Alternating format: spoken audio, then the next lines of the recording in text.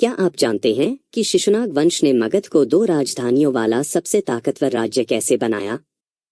चलिए भाग 10 के सवालों से इसका सच जान लेते हैं। शिशुनाग वंश का वास्तविक संस्थापक कौन माना जाता है? ए.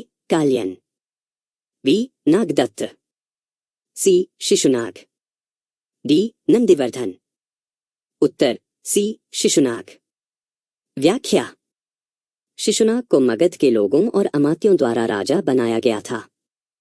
वह मूल रूप से वाराणसी का राजकुमार था और मगध प्रशासन में महत्वपूर्ण भूमिका निभाता था। उसी ने हर्यंक वंश की जगह लेकर नए वंश की स्थापना की। इसलिए शिशुनाग को ही शिशुनाग वंश का संस्थापक माना जाता है।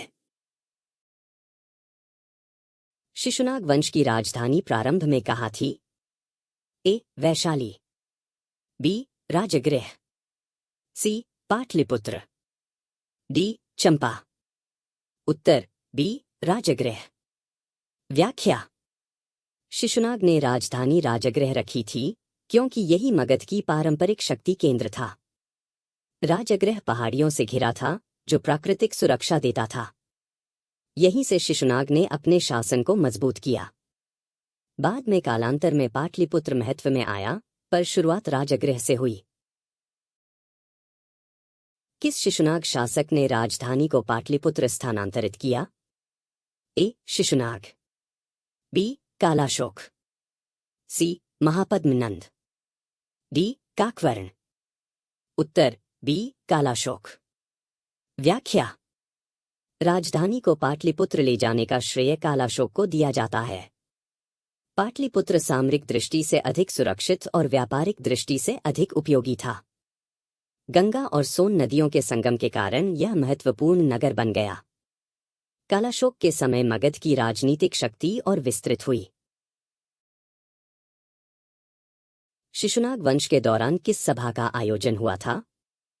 ए. प्रथम बौद्ध संगीति, बी. द्वितीय बौद्ध संगीति, सी. तृतीय बौद्ध संगीति, डी. चतुर्थ बौद्ध संगीति। उत्तर बी. द्वितीय बौद्ध संगीति। व्याख्या: द्वितीय बौद्ध संगीति का आयोजन वैशाली में कालाशोक के समय हुआ था। इस संगीति में बौद्ध संघ में अनुशासन संबंधी मतभेदों पर चर्चा हुई। महासांघिक और स्थविर संप्रदायों में विभाजन भी इसी काल में हुआ। यह राजनीतिक और धार्मिक दोनों दृष्टियों से महत्वपूर्ण घटना थी। कालाशोक के शासन के बाद शिशुनाग वंश का पतन किसके कारण हुआ? ए. आंतरिक विद्रोह, बी. नंद वंश का उदय, सी. आक्रमण, डी. प्राकृतिक आपदा। उत्तर बी. नंद वंश का उदय। व्याख्या: शिशुनाग वंश का अंत महापद्मनंद के उदय से हुआ। नंद वंश ने मगध की सत्ता हथिया ली और शिशुनाग वंश समाप्त माना गया। नंदों ने विशाल सेना बनाकर मगध को और अधिक शक्तिशाली बनाया। यही कारण था कि शिशुनाग वंश कमजोर होकर समाप्त हो गया। शिशुनाग का राजनीतिक योगदान क्या माना जाता है? ए. पहली बार कर प्रणाली लागू करना, बी. अंग देश का मगध में पूर्ण विलय, सी. मौर्य साम्राज्य की स्थापना, डी. सिकंदर को पराजित करना। उत्तर बी. अंग देश का मगध में पूर्ण विलय। व्याख्या: अंग देश पहले ही मगध के अधीन आ चुका था, लेकिन शिशुनाग ने इसे पूरी तरह मगध में समाहित कर दिया।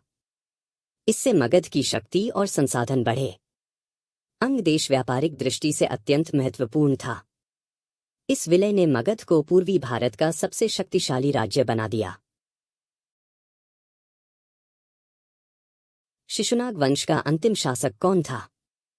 ए. काकवर्ण, बी. महापद्मनंद, सी. नागदत्त, डी. उदयभद्र। उत्तर ए. काकवर्ण। व्याख्या: काकवर्ण या काकवर्णी को शिशुनाग वंश का अंतिम शासक माना जाता है। उसी के समय नंद वंश का उदय हुआ और उसने मगध की सत्ता छीन ली। काकवर्ण के कमजोर शासन ने नंदों को उभरने का मौका दिया। इससे शिशुनाग वंश का अंत हुआ। शिशुनाग वंश की विशेषता क्या मानी जाती है? ए. सबसे लंबा शासनकाल, बी 2 राजधानियां रखना। सी बौद्ध धर्म का भारी संरक्षण। डी अत्यधिक सैन्य विस्तार। उत्तर बी 2 राजधानियां रखना। व्याख्या। शिशुनाग वंश की खासियत यह रही कि इसकी 2 राजधानियां थीं। पहली राजगृह शिशुनाग के समय, दूसरी पाटलिपुत्र कालाशोक के समय। यह प्रशासनिक और सामरिक दोनों दृष्टियों से महत्वपूर्ण कदम था। इसी ने मगध को विशाल साम्राज्य बनने की नींव दी। शिशुनाग वंश किस काल में उभरा? ए उत्तर वैदिक काल। बी महाजनपद काल। सी मौर्य काल। डी गुप्त काल। उत्तर बी महाजनपद काल। व्याख्या। शिशुनाग वंश का उदय महाजनपद काल के अंतिम चरण में हुआ। इस समय भारत में 16 महाजनपद अस्तित्व में थे। मगध उनमें सबसे शक्तिशाली बन चुका था। शिशुनाग वंश ने मगध के इस उदय को और मजबूत किया। कालाशोक का एक महत्वपूर्ण प्रशासनिक निर्णय कौन सा था? ए भूमि सर्वेक्षण कराना। बी कर प्रणाली बदलना। सी शासन का विकेंद्रीकरण। डी राज्य को 10 प्रांतों में बांटना। उत्तर ए भूमि सर्वेक्षण कराना। व्याख्या। कालाशोक ने भूमि सर्वेक्षण कराकर राजस्व प्रणाली को मजबूत किया। इससे शासन की आय बढ़ी और प्रशासन अधिक व्यवस्थित हुआ।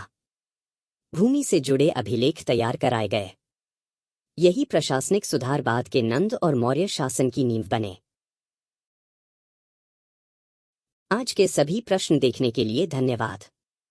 आशा है आपने इसमें कुछ नया और दिलचस्प सीखा होगा।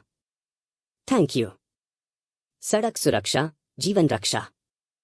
जय हिंद। अगले वीडियो में फिर मिलते हैं दोस्तों।